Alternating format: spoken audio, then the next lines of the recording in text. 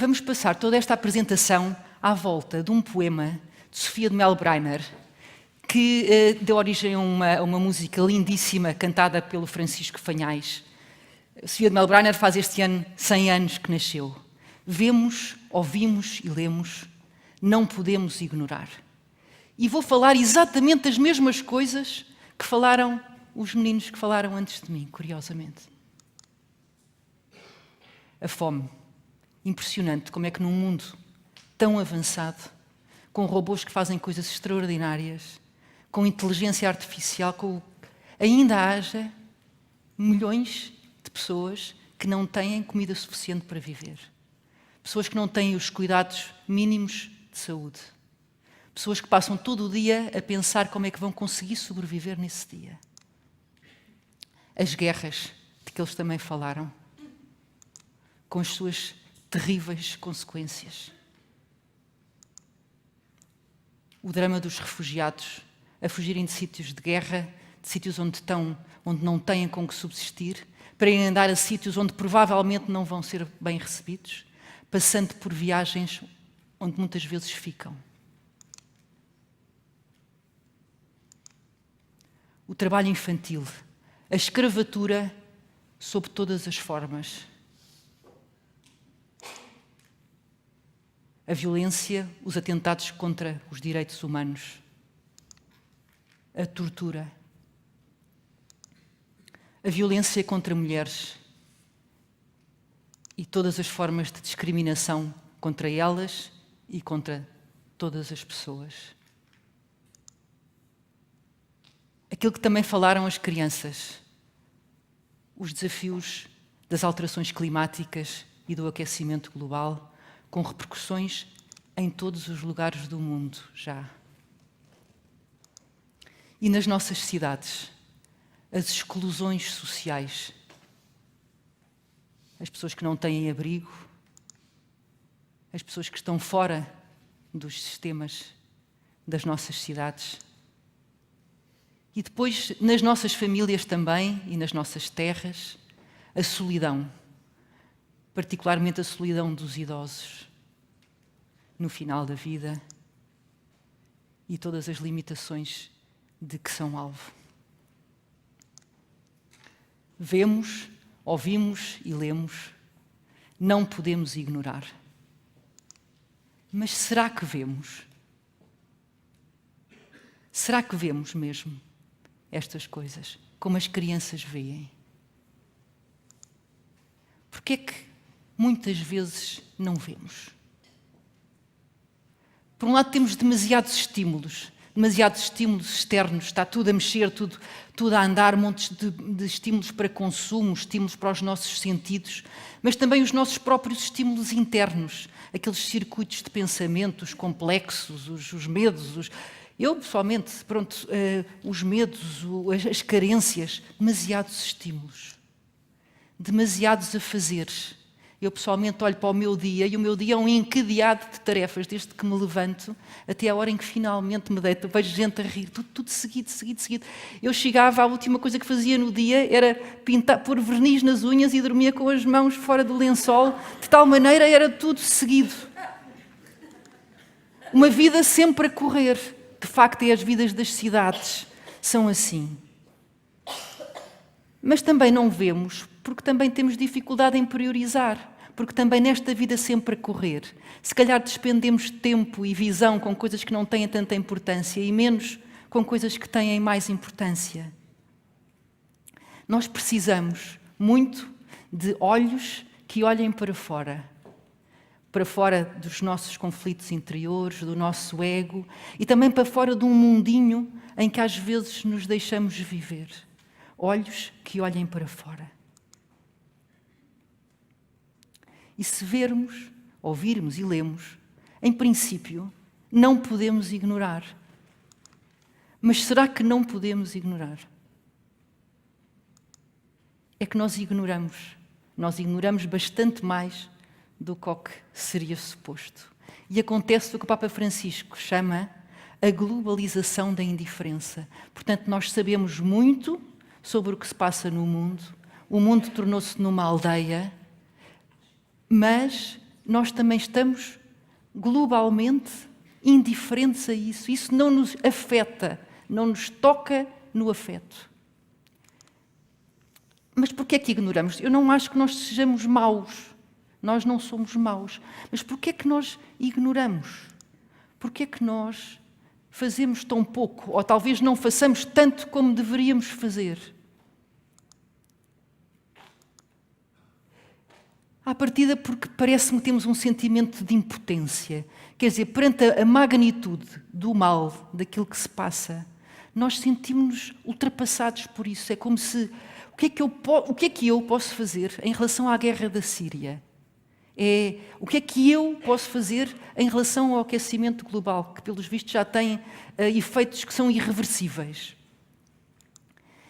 E também mesmo que eu ache que talvez consiga ser útil de alguma maneira, mas em quê? Há tanta coisa que depois se verificou que afinal não serviu para nada. Há tantas organizações a quem se fazem doações e depois que se percebe que o dinheiro seguiu outras vias. Mas também ignoramos porque temos outras prioridades e se calhar estamos distraídos, também se calhar às vezes com a nossa própria carreira, com o nosso mundo, com as nossas responsabilidades lícitas e se calhar não tão lícitas. Falta de tempo, que é o recurso mais escasso, porque nós temos exatamente 24 horas num dia, das quais dormimos 7 a 8, portanto o tempo é um tempo finito.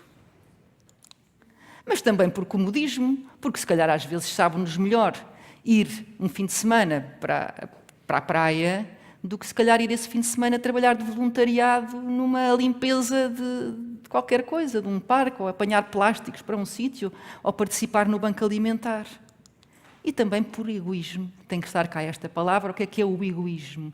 É eu e os meus sermos muito mais importantes do que os outros. É isto que eu chamo o egoísmo, é o ego, é a força do ego.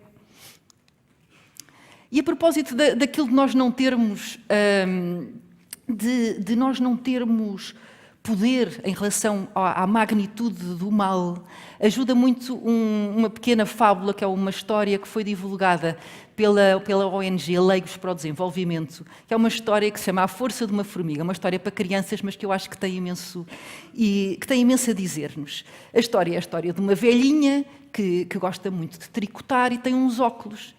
Mas há um dia que lhe caem os óculos caem ao chão, desfazem-se, caem os parafusos dos óculos e a velhinha fica sem óculos e sem poder tricotar. Como não vê, não encontra os parafusos.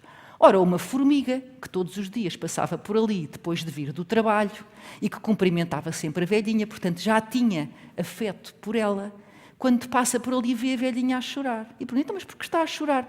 Olha, caíram-me os óculos, não sei dos parafusos. E então a formiga, que vinha cansada, pensou assim, continuo para casa, eu precisava de ir descansar, ou fico aqui a ajudar a velhinha. E de facto, pronto, ficou a ajudar a velhinha, demorou imenso tempo a encontrar os parafusos, porque para uma formiga aquilo é difícil, mas de facto fez o que uma formiga conseguia fazer. Pegou nos parafusos, pôs nos óculos, e os óculos ficaram bem.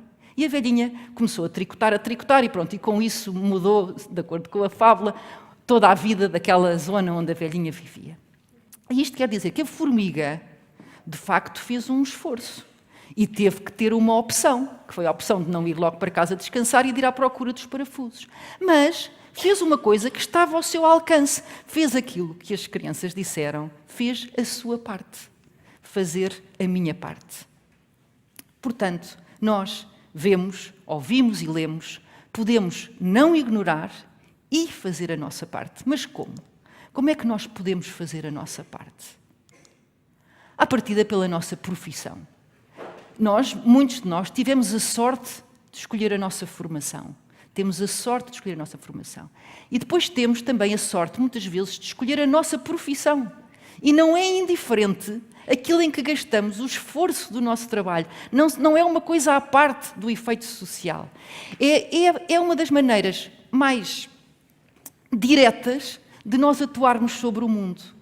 E, portanto, nós podemos escolher várias coisas e o produto do que nós escolhemos tem um impacto social diferente. Eu tenho uma amiga que foi, durante décadas, uma excepcional produtora de televisão e nisso era extremamente boa. mas começou a pensar que, ao produzir programas de entretenimento, que era o que fazia, estava de alguma forma a contribuir para alguma alienação das pessoas em relação ao que se passa no mundo, a coisas que são obrigatórias de serem feitas. E então passou a usar os mesmos recursos, os mesmos instrumentos, para, dedicando-se a várias organizações, alertar as pessoas, despertar as consciências e fazer mexer. E, portanto, é completamente diferente o mesmo trabalho de uma maneira ou de outra.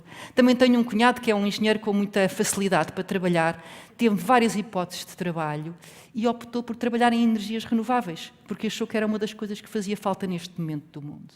Profissão. Mas também voluntariado. Portanto, o que fazemos no nosso tempo livre, sobretudo se for feito, se puderem contar connosco, se for feito com compromisso, também tem um enorme impacto social. A política. Uns jovens perguntaram ao Papa Francisco, quando ele foi visitar uma escola, perguntaram-lhe: Papa Francisco, diga-me como é que é a melhor maneira de eu intervir no mundo. E ele disse assim: meu filho, se queres intervir no mundo, dedica-te à política. É a atividade humana mais nobre e que mais diretamente permite mudar o mundo. Nós temos má impressão da política, mas isso é muito injusto em relação a muitos políticos. Portanto, a política, seja partidária, seja não partidária, e também as associações cívicas.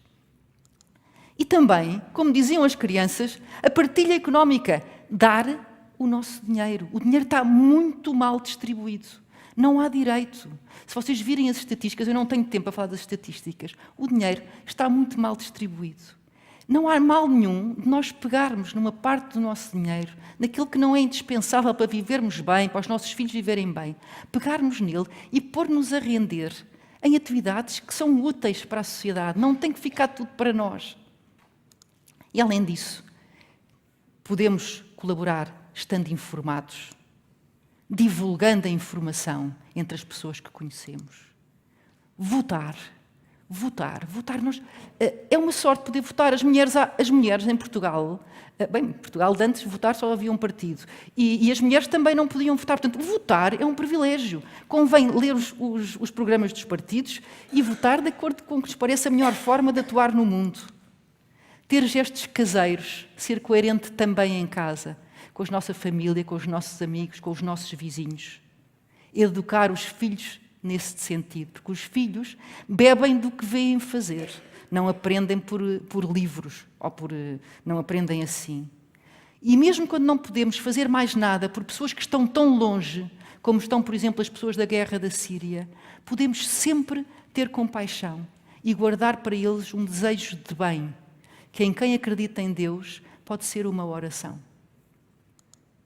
Ou pelo menos, não me queixar. Perante aquelas imagens que nós vimos, pelo menos, andarmos com um bom humor. E se nós vamos olhar agora para algumas das fotografias que vos mostrei, e vou-vos mostrar gestos que estão ao nosso alcance fazer e que podem mudar. Partilha económica, voluntariado, colaborar com os missionários da caridade que se dedicam precisamente aos mais pobres dos pobres, ou com os Médicos Sem Fronteiras, com os leigos, olha, só portugueses, Leigos para o Desenvolvimento, Assistência Médica Internacional, a IELPO, que faz apadrinhamento à distância, uma coisa criada por uma rapariga novíssima da zona de Cascais. Estar informado sobre o que se passa, votar de forma em partidos que se preocupem também com a solidariedade internacional. Em relação ao drama dos refugiados, temos que procurar informação de qualidade, saber porque é que eles fogem de lá. Podemos colaborar com instituições como a Ajuda à Igreja que Sofre, como o Serviço Jesuíta a Refugiados, como outras organizações. E, sobretudo, não ignorar, divulgar o que se passa e votar. Olha que o nosso voto é importante. Há pouco tempo foi votado no Parlamento Europeu uma lei que tinha a ver com aumentar o financiamento para os resgates no Mediterrâneo, e a lei foi chumbada por 2 votos. O que quer dizer que se um tivesse votado na outra coisa era diferente. Pronto, portanto, é só para dizer que se calhar os nossos votos contam. E em relação aos problemas climáticos, Podemos fazer aquilo que eles disseram: recusar, reduzir, reutilizar, reciclar, ensinar isso aos nossos filhos, promover isso no nosso local de trabalho. Preferir os transportes públicos, partilhar o automóvel quando é possível, usar energias menos poluentes nos automóveis, isolar melhor a nossa casa, consumir muito menos de roupas, de comidas, consumimos imenso e estamos a sangrar a natureza. Votar por políticas amigas do ambiente, comer muito menos carne, que está diretamente relacionada com o aquecimento global, poupar água. Ter uma visão crítica sobre a economia de produzir cada vez mais. Porque raio é que os países têm sempre que crescer? Porquê é que os países têm sempre que crescer? Eu tenho dificuldade, mas a Ana Balcão depois há de me explicar porquê é que os países têm sempre que crescer se há recursos naturais para isto. Em relação ao que se passa nas nossas cidades, se passarmos por uma pessoa que está a pedir, garanto-vos que não custa nada, que é um prazer, cumprimentar o arrumador de carros. São pessoas engraçadíssimas. Eu conheço vários. Um dos meus melhores amigos é um homem que pediu na rua. Foi meu amigo até ao fim da vida. Parar um pouco, mostrar interesse, comprar a revista Cais, colaborar com a ReFood, com o Banco Alimentar, com a Comunidade de Vida e Paz. Transportar no carro fruta em enlatados para poder dar a uma pessoa, se calhar, que está a pedir na rua, porque pode ser a refeição dele. As coisas não... Pronto, por alguma razão está ali. E isto pode fazer a diferença. Estar informado, votar, ter atenção às autarquias, perceber quais são os programas em relação a isto.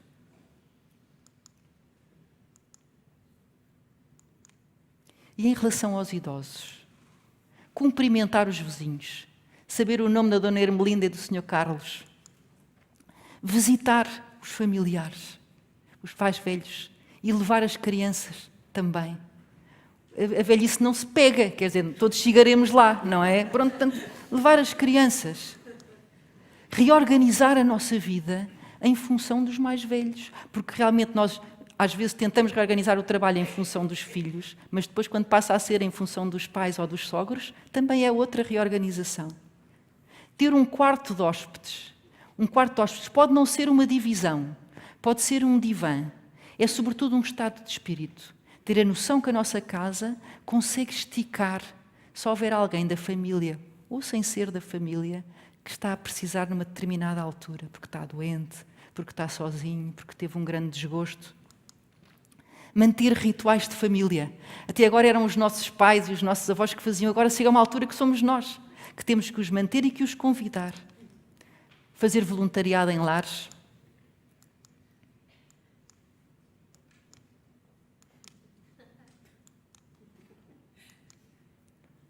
Vemos, ouvimos e lemos, podemos não ignorar e fazer a nossa parte.